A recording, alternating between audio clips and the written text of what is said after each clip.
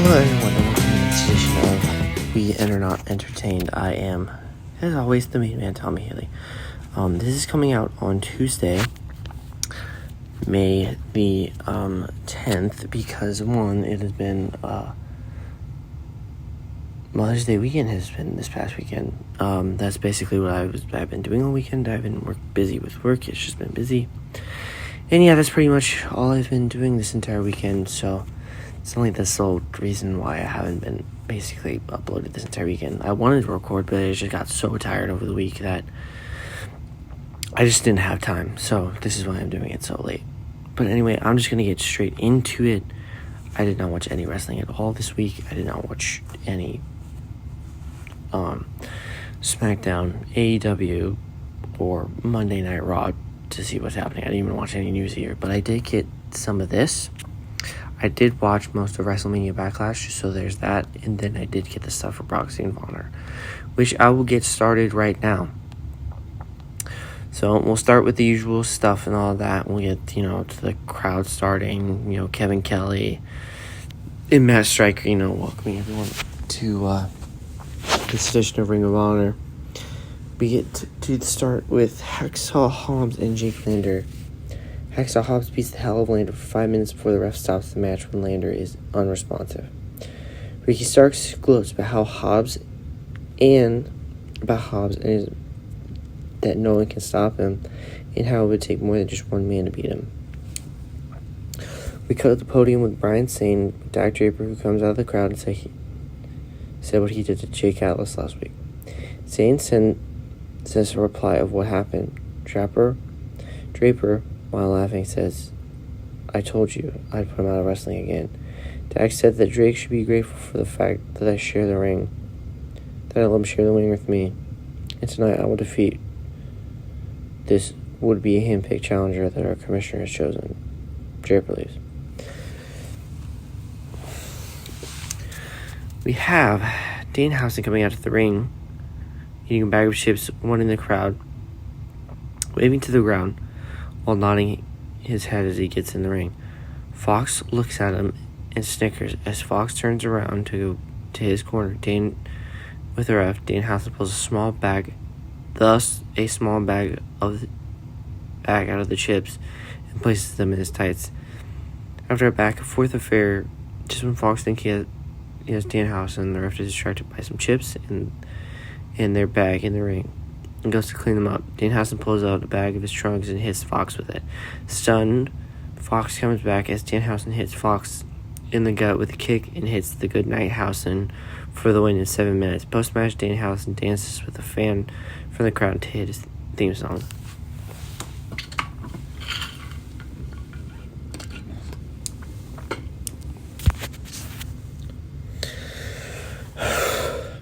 We then cut to Tully Blanchard in a dark and dusty room, sitting in a black leather office chair. He says, "Just in a mere 3 weeks, the world will see who I've chosen to take under my wing. To become the greatest pro wrestler in the industry has ever seen. It is someone you've seen hold major championships, someone who has defeated many on the way to dominance. Here in the Ring of Honor, it would be no difference." TikTok. Dak, I have a slight suspicion that it might be. I don't know why. I just got that feeling. Because if someone who's won world championships, why wouldn't it be Dak Draper? And he's still a champion right now. We then go to the third match of the night. Serena Deeb versus Alicia Cesaro. Or Sarasso. I don't know how to say that. Deeb comes out of the gate hot, hitting forearms and clothesline. She quickly puts Cesaro in a clover relief for the quick victory in 3 minutes. Deeb grabs the mic and says, "That talk is cheap, but almost as cheap as my opponent at Bound for Honor, and in 3 weeks I will continue to reign as the queen of this division."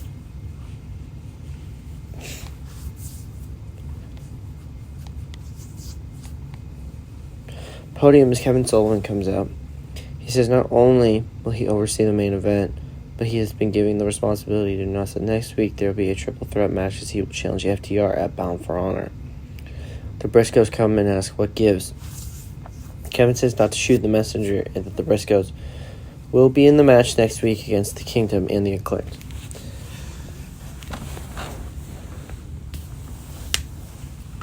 The next thing we have on Ring of Honor is the Work Horsemen with Arn Anderson against Matt Gore and BJ Murdoch.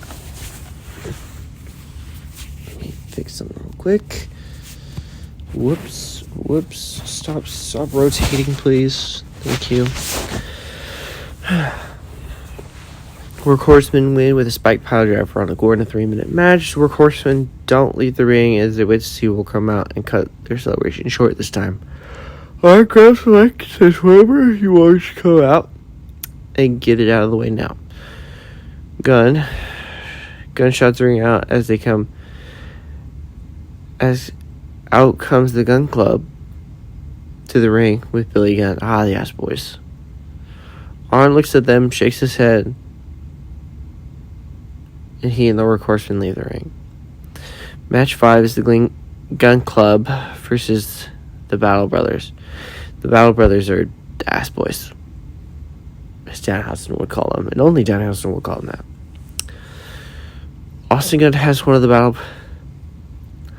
Brothers on his shoulders as Colton headed the top rope and hit a beautiful blockbuster for the victory and win in 5 minutes. The Work Horsemen blindside them post-match and hit the spike pile by driver on Billy Gunn. Backstage, Bandito says that he will be in the action next week and will show Gresham how to be champion. Cut to the announced team as Kevin Kelly updates the fans on Jake Oswald. Says he has suffered a broken neck, a torn rotator cuff thanks to Draper last week. They also congratulate Swerve, Alex Zane, Daniel Garcia, Bea Priestley, among others, for getting contracts with AEW/WWE. We then go back to podium where Kevin Sullivan comes out again. It says now time to reveal who Dak Draper will face this week. Draper already is in the ring and says, "Please, I can't wait to see what washed up it has been or never will be. You're sending out to get beaten by me." Sorry, it's very late at night, so my reading skills are not that great. A cold world starts playing, and out comes Eddie Kingston. The main event is Dak Draper versus Eddie Kingston. A hard-hitting match where each man is going blow for blow with the other. Eddie tries to hit the spinning back fist, but Draper dodges it. Eddie hits Hurricane Rana out of a Draper bomb. Eddie hits the ropes and nails a jumping clothesline and picks Draper up for the nails. And nails the spinning back fist as Sullivan goes down to the count. The bell rings. Eddie jumps up and grabs the belt and celebrates. However, Bobby Cruz says the match went the full 20-minute time limit. This means that the match ends in a draw and still your ROH TV champion, Dak Draper.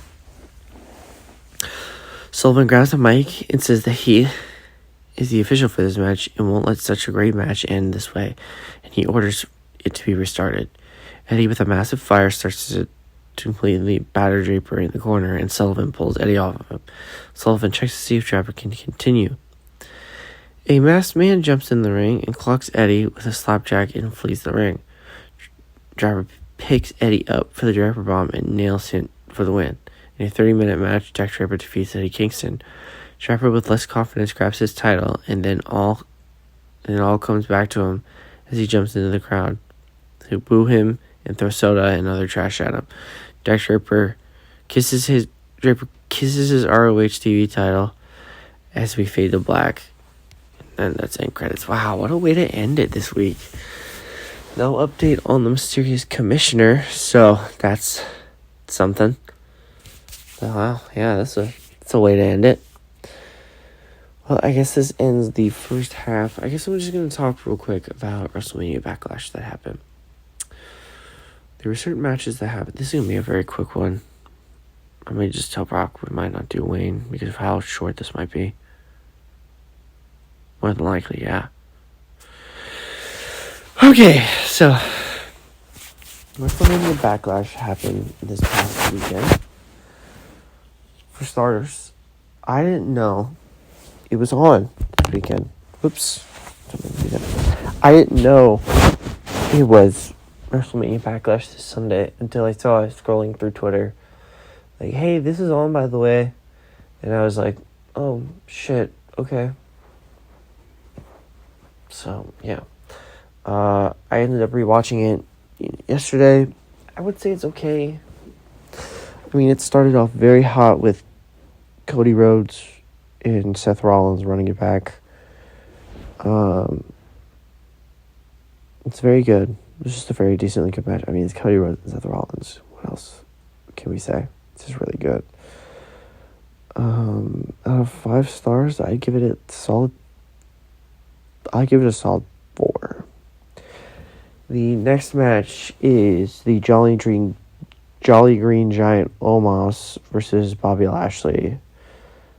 Look, I'm going to be honest with you, I did not pay attention to this match at all, because that's how boring it was.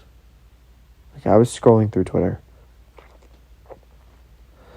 Like, it's, like, so boring. And when they show, like, stuff from, like, the arm wrestling match and stuff like that, but that was it.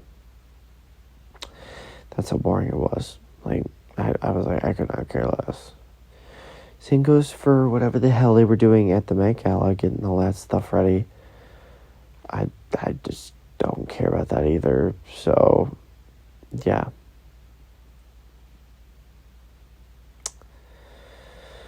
Let's see. We had the feel-good thing of Madcap Moss going up against Happy Corbin, because I think this is the premise of Corbin got jealous that his friend won the Battle Royal or something like that, or it cost him a WrestleMania match. So, yeah, that's the sole reason why this match is happening. Like, at all. Like at all. So, yeah, there's that. If I go quiet for, like, certain points and times, it's because I'm just very tired and very exhausted. I'm just resting my eyes. So, like this.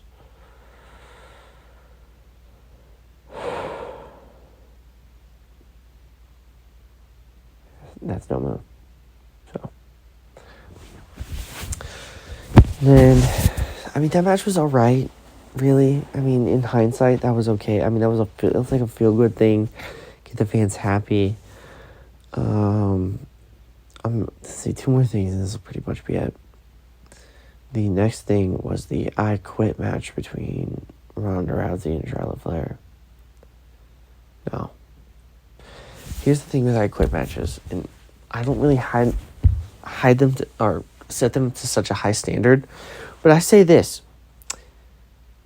The person has to physically say I quit, because the last time they had this for such a major title was, all I can think of was John Cena versus Randy Orton, where it was in the I Quit match at Over the Limit, and the referee is like, Orton, do you quit? And then he makes an unintelligible noise or something like that. I don't know, like, he makes a non-human response for, like, the loss, if I'm not, for the win.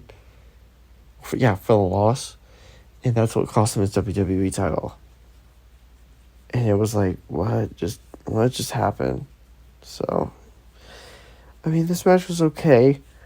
Ronda was on the attack a lot, or trying to get on the attack, while Charlotte was just like, Happy Mother's Day, and then beat the shit out of her.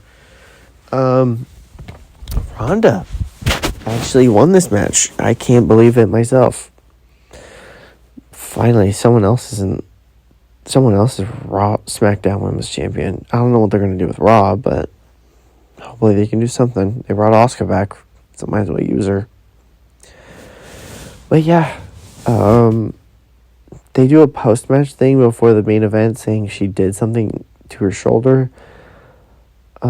I couldn't tell if it was a work or a shoot thing, but it looks to me like we won't see Charlotte for a while.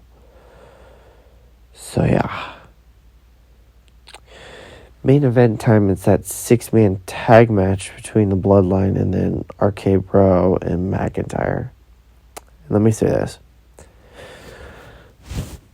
The announcers made it really good to feel like this 6-man tag match actually means something, like, even though it doesn't in this long scheme of things, but, like, I feel like it does. Just look at it. Right? Right. But yeah, I mean, this match was okay. I mean, I felt like I was watching a house show match for some reason. I don't know why. It just gave off that vibe. It just did. Oh, I am missing one more match. AJ Styles versus Edge with Dominic Dijakovic barred at ringside. I don't need to say anything else but that how fantastic this match was. Just go watch it. It's really good. By the way, we have a new member for the Wish.com version of the Ministry of Darkness. Rhea Ripley is now turned heel. Thank God. That's a nice thing to know. Watch, she's going to cut a promo probably next Friday saying how it's the fans' fault, even though, like, the fans fucking love her. So, yeah. There's that.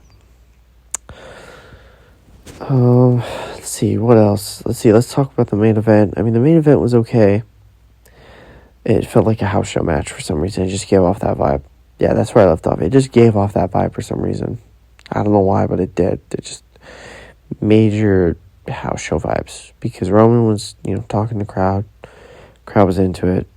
One of the Usos were wrestling. So, yeah, details were kind of hot. Are accurate on how a house show main event works.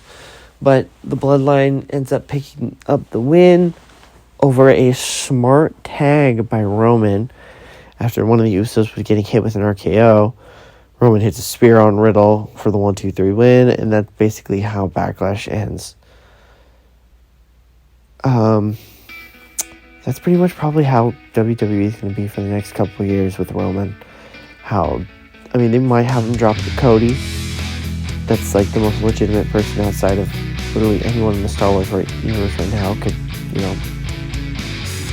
get it. So, yeah. Let's see, what am I at? 17 minutes. This might be one of the shortest fucking episodes I ever do. This is gonna do it. Because I have nothing else to talk about. If I'm tired, I'm gonna go to bed. I have to take trash out in the morning. So, yeah, there's that. This is gonna do it for this edition of We Are Not Entertained.